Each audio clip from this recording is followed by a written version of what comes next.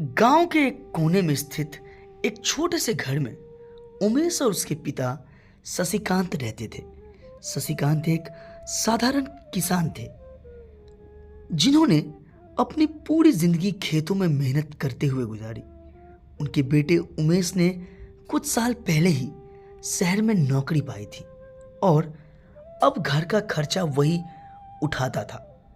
कुछ समय पहले जब उमेश बहुत बीमार हो गया था, शशिकांत ने उसका इलाज करवाने के लिए गांव के साहूकार से पैसे उधार लिए थे। उस समय शशिकांत ने सोचा भी नहीं था कि यह कर्ज उनके जीवन में इतनी बड़ी परेशानी लेकर आएगा। उमेश को बचाने के लिए शशिकांत ने 50,000 रुपये का उधार लिया। उस समय उनके पास इसे लौटाने का कोई जरिया नहीं था, लेकिन बेटे की जान से बढ़कर उनके लिए कुछ भी नहीं था। उन्होंने सोचा कहीं से पैसे आ जाएंगे तो धीरे धीरे चुका देंगे, लेकिन उमेश के ठीक होने के बाद भी खेतों से ज़्यादा आमदनी नहीं हो रही थी। साहूकार रोज सुबह आकर दरवाजे पर खड़ा हो जाता और तेज आवाज में पैसे मांगता। शशिकांत कब तक मुझे लौटाएगा?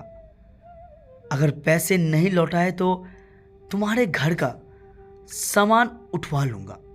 शशिकांत को हर बार यह सुनकर शर्मिंदगी होती। उनके पास साहूकार को देने के लिए कुछ भी नहीं था। एक दिन साहूकार ने इतना शोर मचाया कि उमेश, जो उस वक्त घर पर छुट्टी पर आया हुआ था, बाहर आ गया। उसने देखा कि साहूकार गुस्से में उसके पिता को बुरा भला कह रहा है। साहूकार के जाने के बाद उमेश ने पूछा, पापा, ये क्या हो रहा है? ये आदमी बार बार हमारे घर क्यों आता है? शशिकांत ने सिर झुका लिया। उन्होंने धीरे धीरे उमेश को सारी बातें बताई। बेटा, जब तू बीमार था उस वक्त तेरे इलाज के लिए मुझे पैसे उधार लेने पड़े। मैं क्या करता? तेरी जान से बढ़कर मेरे लिए कुछ नहीं था। उमेश ने गुस्से में कहा, तो पापा, जब उधार ले रहे थे तब मुझे पूछना चाहिए था। अब मैं ये सब नहीं संभाल सकता। मैं पहले ही अपने खर्चों में परेशान हूं। आपके लिए पैसे भेजता हूं, लेकिन मैं साहूकारों के पैसे नहीं चुकाऊंगा। उमेश की ये बातें सुनकर शशिकांत का दिल टूट गया। वह समझ नहीं पा रहे थे कि उनके बेटे को उनकी मजबूरी क्यों नहीं समझ आ रही है। उन्होंने धीमे स्वर में कहा, बेटा, मैंने ये उधार तुम्हारी जान बचाने के लिए लिया था। अगर मैंने ऐसा ना किया तो शायद आज तुम हमारे बीच नहीं होते। लेकिन उमेश का गुस्सा कम नहीं हुआ। उसने कहा, पापा, आपकी भावनाओं को समझता हूं, लेकिन मैं अब और बोझ नहीं उठा सकता। ये कर्ज आपका लिया हुआ है, इसे आप ही चुकाइए। मैं इसमें कुछ नहीं कर सकता। अगले कुछ दिनों तक साहूकार ने अपना दबाव और बढ़ा दिया। उसने धमकी दी कि अगर पैसे नहीं लौटाए गए तो वह उनकी जमीन छीन लेगा। शशिकांत ने गांव के कई लोगों से मदद मांगी, लेकिन कोई भी उनकी मदद को तैयार नहीं हुआ।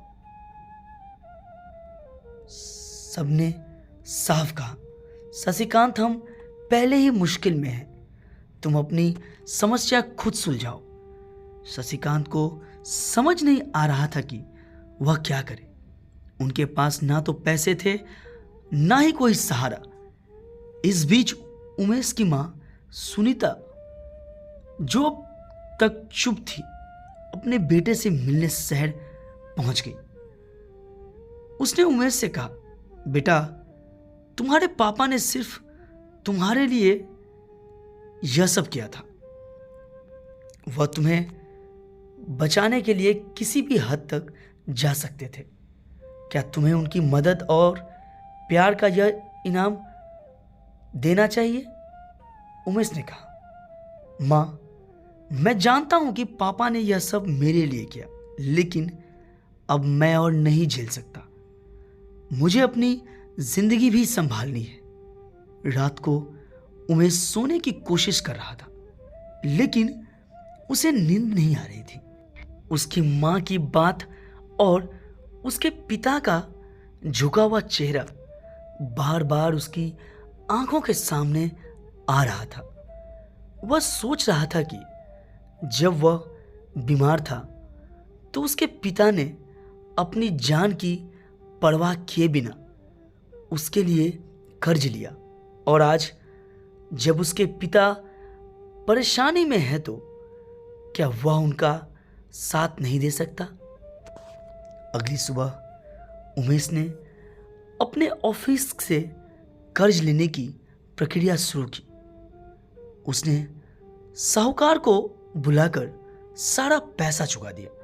जब वह अपने पिता के पास पहुंचा और कहा, पापा, अब आपको चिंता करने की जरूरत नहीं है, मैंने कर्ज चुका दिया है। शशिकांत की आंखों में आंसू आ गए। उन्होंने उमेश को गले लगाते हुए कहा, बेटा, मैंने हमेशा सोचा था कि मैंने तुझे सिर्फ अपनी जिम्मेदारी समझकर बड़ा किया, लेकिन आज तूने साबित कर दिया कि तू मेरा गर्व है। इस घटना के बाद उमेश ने अपने पिता के साथ बैठकर उनकी परेशानियों को समझा और अपने खर्चों को कम करके उन्हें मदद करने का वादा किया। परिवार में प्यार और समझदारी ने उनके रिश्तों को और मजबूत बना दिया। इस कहानी ने हमें यह सिखाया कि जीवन में जिम्मेदारियों से भागना आसान है, लेकिन अपनों के लिए कुर्बानी देना ही सच्चा परिवार और प्यार कहलाता है।